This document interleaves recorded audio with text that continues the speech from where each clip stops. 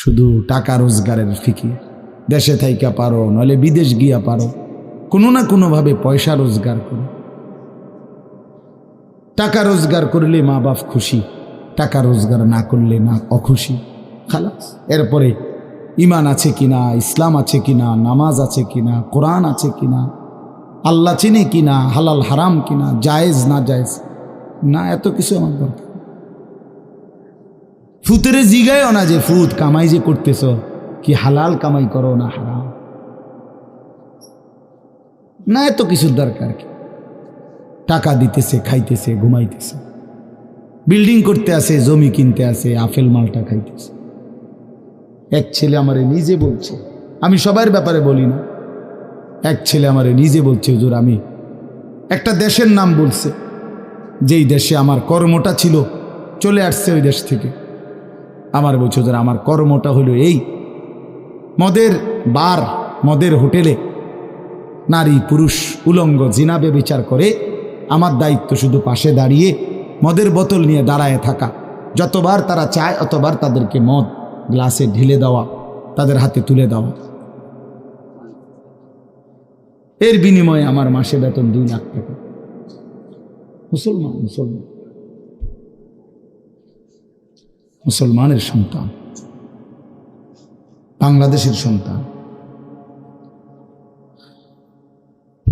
তো এই টাকা যখন বাবা খাচ্ছেন, বিল্ডিং করতেছে, কোনো টেনশন নাই। আমি আবারও বলছি, আমি সবার জন্য বলি না, ওই বলছে দেখে অট্টা কইছি, কথা বুঝছেন না? আমি তো নাম ঠিকানা বলি না। হে আত্মীয়তার আইয়ুহাল কাতি', আত্মীয়তার সম্পর্ক ছিন্নকারী ব্যক্তি, আসো। এই জন্য ভাইয়ের সাথে যুদ্ধ করছো, বোনের সম্পদ নষ্ট করছো, চাচারে সম্পত্তি দাও নাই, এই জন্য, এই দুনিয়ার জন্য নাও, এখন না, এখন যা লাগে নাও। এইভাবে প্রত্যেক নাফরমান পাপীকে, হে হারামখোর সুদ করে দিগা, এখানে টাকা যা লাগে নে, নে বাটপার, এখান থেকে টাকা নে, কি পরিমাণ টাকা দরকার ছিল তোর, নে। এইভাবে রাসূলুল্লাহ সাল্লাল্লাহু আলাইহি সাল্লাম বলেন, দুনিয়ার এই সম্পদগুলো কথা বলবে আর ডাকবে, ডাকলে মানুষ, আচ্ছা এটা তখন কেরম লিখবো, কথা বোঝেন নাই? এটি যখন কথা বলবে, ডাকাডাকি করবে, মানুষ কি বলবে? লোকেরা তো সবাই দাঁড়াইছে, মানুষও তো দাঁড়াইছে, তারারই তো ডাকতেছে, তো তারা কি বলবে? ওয়াকালাল ইনসানু মা লাহা, আল্লাহ নিজেই বলতেছে, লোকেরা তখন মানুষগুলো বলবে মা লাহা, এটা কি হলো, আরে এইটা কি কারবার, এগুলো কথা বলে কেমনে, এগুলো কি কয়, এরা আমার চিনলো কেমনে, আমি যে সিটার, আমি বাটফারে চিন্তা লাগলো, ইন্নারিল্লাহ, একের পুরা ধরা অনবিচার আচার কিছুই শুরু হয়েছে না, এখনই বেজ্জুতি, বাকিটা তো অবস্থা খারাপ। মানে অর্থাৎ মানুষগুলো অবাক হয়ে বলবে মা লাহা, কি হলো জমিনে, কি হলো এগুলোর, এরা এমন করছে কেন, এরা কথা বলছে কেন? আল্লাহ বলেন ইয়াউমাইদিন তুহাদ্দিসু আখবারাহা, আল্লাহ তাআলা বলেন, বান্দা হে কি দেখছো হবে, এই মাত্র দেখলা স্বর্ণ রৌপ্য টাকা পয়সা কথা বলে, এখনে না দেখবা আসল খেলাটা। ইয়াউমাইদিন তুহাদ্দিসু আখবারাহা, আল্লাহ বলেন এখন দেখবা সরাসরি এই হাসরের মাঠে তোমার সামনে, তোমার পায়ের নিচের জমিন, তোমার পুরা জিন্দেগির কথা, তোমার যত তথ্য, ভালো কিংবা মন্দ, নেক কিংবা গুনাহ, তোমার সমস্ত কিছু রাতের কিংবা দিনের, একাকী কিংবা প্রকাশ্যের, গোপন কিংবা আড়ালের, আল্লাহর কসম জমিন সবটা এখন তোমার সামনে বলে দিবি। ইয়াউমাইদিন তুহাদ্দিসু আখবারাহা, রব্বুল আলামিন বলেন জমিন সবটা কথা বলে দিবে, ভালোটাও মন্দটাও, আলোটাও অন্ধকারেটাও, একাকীও অন্ধকারেও, প্রকাশ্যেও সবার মাঝেও সব বলে দিবে। রাতের চুরি বলে দিবে, রাতের তাহাজ্জুদটাও বলে দিবে, মদের আড্ডার কথাও বলে দিবে, জুয়ার আড্ডার কথাও বলে দিবে। সারা রাত যুবক উলঙ্গ ছবি দেখেছ, আল্লাহর কসম সেটাও বলবে। যে যুবক মালিকের সেজদা দিয়েছে সেটাও বলবে। তাহাজ্জুদও শোনাবে, আবার সবার সাথে যে জামাতে নামাজ পড়েছে এটাও বলবে। সব কিছু বলে দিবে।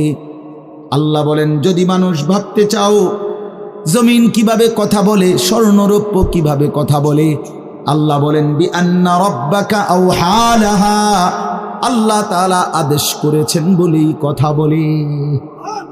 আল্লাহ বললে, হুকুম করিলে আল্লাহর গোটা কায়নাত, গোটা সৃষ্টি জগৎটাই কথা বলে। ওয়াশাহিদা আলাইহিম সামউহুম ওয়া আবসারুহুম ওয়া জুলুদুহুম বিমা কানু ইয়ামালুন। আল্লাহ বলে, হাসরের ময়দানে বান্দা, তোমার কান, তোমার চোখ, তোমার সারা দেহের চামড়া, জুলুদুহুম, তোমার সারা দেহের চামড়া, হাসরের ময়দানে তোমার পুরা জিন্দিগির কর্মকাণ্ড বলে দিবে। চামড়াগুলো বলবে, চামড়া, মানুষের শাহওয়াত চামড়াতে।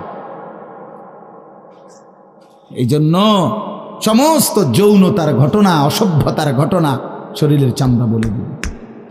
মানুষের শাহওয়াত চামড়া। কথা বুঝছেন কিনা? হ্যাঁ, চর্মে, চামড়ার মধ্যে শাহওয়াত, কামনা, বাসনা, যৌন চাহিদা। এই জন্য যত লোক দেখবেন বিভিন্ন হসপিটালে, যত ডাক্তার চর্মরোগের ডাক্তার, তত লোক যৌন রোগেরও ডাক্তার। হ্যাঁ হ্যাঁ, চর্ম ও যৌন রোগ বিশেষজ্ঞ। এটা একই বিষয়, একই চ্যাপ্টার।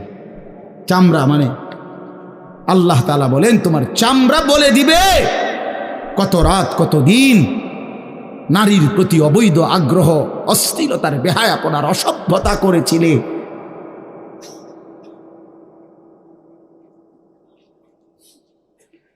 হায় হায়। এজন্য নওজোয়ান ছেলে, তোমরা সবাই ভাই কষ্ট করে বসো। যে যে পাশে দাঁড়িয়ে আছো, আল্লাহর ওয়াস্তে বসো। কষ্ট হলেও বসো ভাই, বসে শুনলে বরকত হবে। মোবাইলটা হাতের যাদের, এটা বন্ধ করে দাও।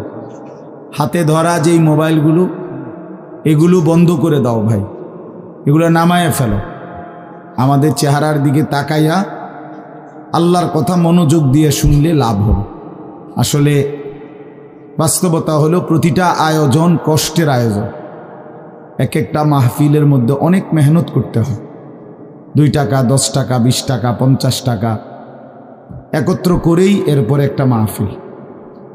এক মুঠে কেউ টাকা দেয় না, অনেক জনের কাছ থেকে বারবার গিয়ে কষ্ট করে নিয়ে সবাই মিলে মিশে একটা মাহফিল। প্যান্ডেল, মাইক, পোস্টার, হ্যান্ডবিল, বক্তা, দাওয়াত দেওয়া, ঠিকমতো আসা, মেহমানদারি, আপ্যায়ন, সব মিলাইয়া অনেক কিছু, অনেক কাজ থাকে, অনেক পেরেশানি। আমার মাদ্রাসায় আগামী 14ই ডিসেম্বর মাহফিল।